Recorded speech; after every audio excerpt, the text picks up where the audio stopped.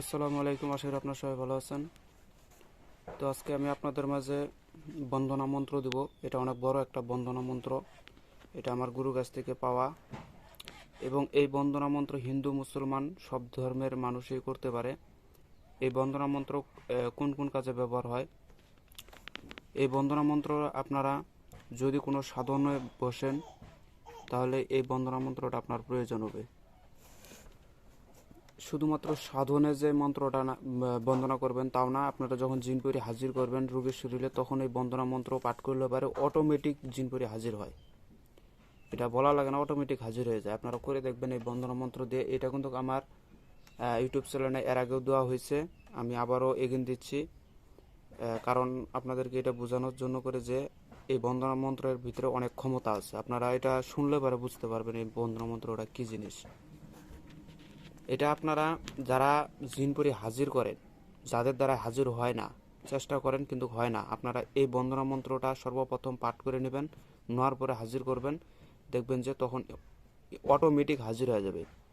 আর যারা হাজির করেন তাদের দ্বারাই শুধুমাত্র বন্দনা মন্ত্র পাঠ করার সঙ্গে সঙ্গে হাজির হয়ে যাবে, রোগীর শরীরে ভরণ উঠে যাবে, শুধুমাত্র কারেন্ট চলে গেছে।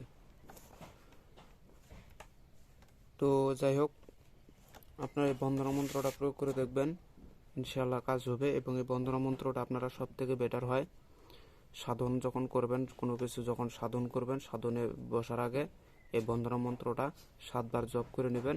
এতে আপনার সাধনটা অতি তাড়াতাড়ি সাকসেস হয়ে যাবে। এবং এই বন্দনা মন্ত্র দিয়ে কিন্তু সব কিছুকে হাজির করা সম্ভব, সব কিছুকে হাজির করা সম্ভব। শ্মশানের যে কোনো সাধন ভোজন করেন, এই বন্দনা মন্ত্র দিয়ে কাজ করবেন, ইনশাআল্লাহ প্রত্যেকটা কাজ হয়ে যাবে। আসলে বন্দনা মন্ত্র অনেকেই আছে বন্দনা মন্ত্র প্রয়োগই করে না। এই প্রয়োগ না করার কারণে তাদের কাজগুলা ধীরে ধীরে নষ্ট হয়ে যায়। বন্দনা মন্ত্র প্রয়োগ করতে হয়। আপনি যাদেরকে নিয়ে খেলা করবেন, আল্লাহ, রাসূল, কৃষ্ণ, এদেরকে স্মরণ করে তারপর আপনাকে কাজ করতে হবে, তাহলে সে আপনার কাছে সাকসেস আসবে, নয়তো বা কোনো কিছু আসবে না। তো যাই হোক, আমি সেই বন্দনা মন্ত্রটা আমি আপনাদেরকে পড়ে শোনাইতেছি, এটা আপনারা শিখে রাখবেন। অথবা যদি এটা অনেক বড় মন্ত্র, তো যাই হোক, যদি শিখতে না পারেন সেক্ষেত্রে এটা ডায়েরিতে নোট করে রাখবেন, দেখে দেখে পাঠ করবেন। তো যাই হোক, আপনারা মন্ত্রটা শুনবেন, আমি পড়তেছি।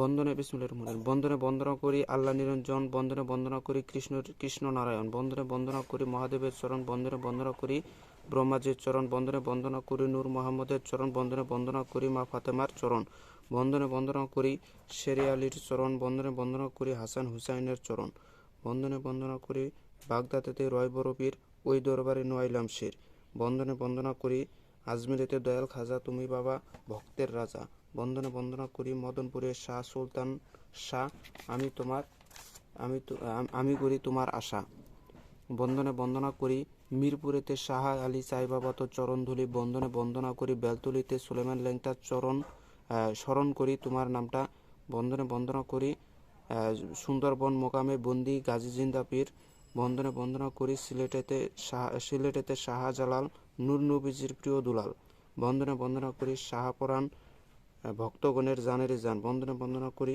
12 আউলিয়া চরণবন্দি, বন্দনে বন্দনা করি কুষ্টিয়াতে লালন ফকির ওই দরবারের নোয়াইলাম শির, বন্দনে বন্দনা করি ভোবা পাগলার চরণ সেবী, বন্দনে বন্দনা করি শিক্ষাগুরু দীক্ষাগুরু, বন্দনে বন্দনা করি মা বাবার চরণ ধুলি, বন্দনে বন্দনা করি ফেরেস্তা আছে যত আকাশপুরী, বন্দনে বন্দনা করি জগতের মা রাধারানী, বন্দনে বন্দনা করি পার্বতী মায়ের চরণবন্দি, বন্দনে বন্দনা করি কালী মায়ের চরণবন্দি, বন্দনে বন্দনা করি সরস্বতীর চরণ সেবী, আইসো মা সরস্বতী কণ্ঠে করো ভর, শিরের উপর ভর করিয়া কালাম যুগাও মোর, বন্দনে বন্দনা করি 30 কোটি দেবতা কি চরণবন্দি, 12,000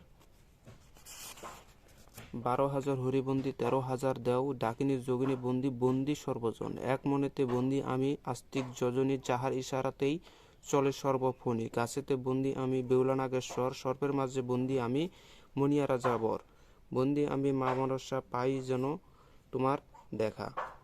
এখানে আপনারা যদি সাপের কাজ করেন সেক্ষেত্রে মনসার নাম নেবেন, আর যদি সাপের কাজ না করেন তাহলে আপনার যে বিষয়ে কাজ করবেন তার নামটা এখানে নেবেন। যেমন কালীর মাধ্যমে যদি কালীকে হাজির করেন বা কালীর করেন, তাহলে বলবেন মনসার জায়গায় বলবেন মনিয়া রাজা বর, বন্দনে বন্দি বন্দি আমি কালী মায়ের বন্দি আমি কালিমা পাই যেন তোমার দেখা, অমুক গুরুর নাম লইয়া দিয়াছি সাঁতার, ডুবিয়া মরিলে গুরু কলঙ্ক তোমার। এই সেই মন্ত্র আপনাদেরকে আমি স্ক্রিনে দিয়ে দেবো, আপনারা এটা শিক্ষা করে নেবেন। এটা অনেক পাওয়ারফুল মন্ত্র, যে কোনো কাজে আপনারা কাজ করতে পারবেন। যদি ভিডিওটা ভালো লাগে অবশ্যই লাইক করে শেয়ার করে পাশে থাকবেন। আমি এতদিন ব্যস্ত ছিলাম, যার কারণে কাউকে ফোন ধরতে পারি নাই। ইমো হোয়াটসঅ্যাপে আপনারা অনেকে যোগাযোগ করছেন, রিপ্লাইও দিতে পারি নাই। এখন আপনারা দিবেন, ইনশাল্লাহ আমি যোগাযোগ করব। তো সবাই ভালো থাকবেন, খোদা হাফেজ, আসসালামু আলাইকুম।